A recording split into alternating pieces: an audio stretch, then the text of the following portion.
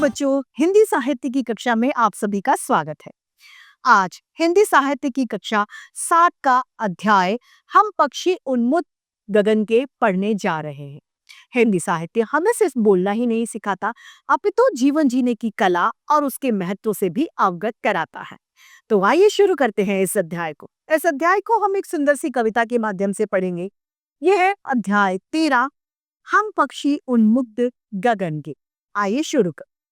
पाठ परिचय के माध्यम से हम जानेंगे कि इस कविता में कवि ने पिंजरे में बंद होने वाले पक्षियों की मन की व्यथा को बताया है। पक्षी को सोने का पिंजरा, सोने की कटोरी में रखा मैदा आदि कुछ भी पसंद नहीं है। वह तो बस स्वतंत्र और आकाश में उड़ना चाहता है। स्वतंत्र रहकर उसे कड़वी निम्बोरी का भी स्वाद अच्छा लगता है। वह मनुष्य से निवेदन करता है कि चाहे हमारा आश्रय यानी हमारा घरौंदा छिन्न भिन्न कर दो, पर हमें उड़ने के लिए पंख मिले हैं, हमारी उड़ान को मत रोको। आइए शुरू करते हैं। हम पक्षी उन्मुक्त गगन के पिंजरा बंद न गा पाएंगे, कनक तीलियों से टकराकर पुलकित पंख टूट जाएंगे। पक्षी कह रहे हैं कि हम पक्षी जो हैं वो उन्मुक्त गगन के पंख हैं, यानी खुले गगन के लिए, हम खुले आसमान के लिए हम बने हुए हैं। हम पिंजरे में यानी पिंजरे के अंदर कैद होकर हम नहीं रह पाएंगे। कनक तीलियों अर्थात कनक यानी स्वर्ण, सोने की जो तीलियां यानी सोने की जो सलाखें हैं, उनसे टकराकर हमारे पुलकित जो कोमल पंख हैं वो भी टूट जाएंगे। हम बहता जल पीने वाले मर जाएंगे भूखे प्यासे, कहीं भली है कतक निम्बोरी कतक कटोरी की मैदा से। ये पक्षी कह रहे हैं कि हम पक्षी जो हैं वो खुले रहने वाले हैं। हमारा वातावरण हम उड़ने के लिए बने हैं। अगर हम खुले रहेंगे तो हम क्या करेंगे, हमारा बहता हुआ जो जल है, नदियों सरोवरों से जो हम पीते हैं, वो हम पानी पी पाएंगे। यदि हमें बंद कर लोगे तो हम भूखे प्यासे ही मर जाएंगे।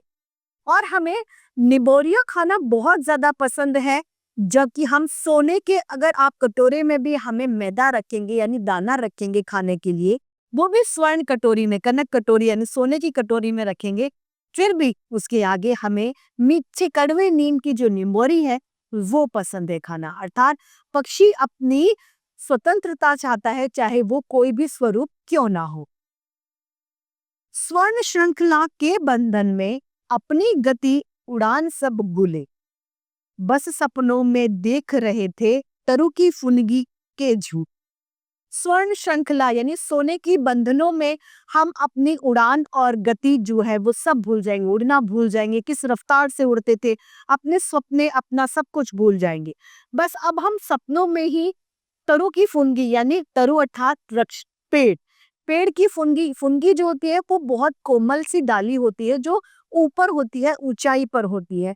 वो उसके जो झूले हैं, जब पक्षी उस पर बैठता है और हवा आती है तो वो झूले जैसा प्रतीत होता है। ये सब कुछ दृश्य वो पक्षी जो पिंजरे में है वो सिर्फ अपने सपनों में ही देख सकता है। ऐसे थे अरमान की उड़ते नीले नभ की सीमा पानी। पक्षी कहता है कि हमारे ऐसे अरमान थे कि हम नीले गगन की जो सीमा है उसको हम नापने लग जाएं, आसमान में हम इतना ऊंचे उड़े। लाल किरण सी चोंच खोले चुगते तारक अनार के दाने। लाल किरण यानी सूरज की तरह जो लाल किरण होती है, उसकी तरह चोंच जो होती है तोते की, वो अनार के दाने को चुगने के लिए बेसुध है। होती सीमाहीन क्षितिज से इन पंखों की होड़ा होड़ी, या तो क्षितिज मिलन बन जाता या तनती सांसों की डोरी। या तो हम पक्षी एक दूसरे से मिल जाते या फिर हमारी जो सांसों की डोरी है वो तन जाती। नीड़ न दो चाहे टहनी का, यानी हमें नीड़ अर्थात घरौंदा जो होता है वो न दो हमें, चाहे टहनी का यानी डाली का।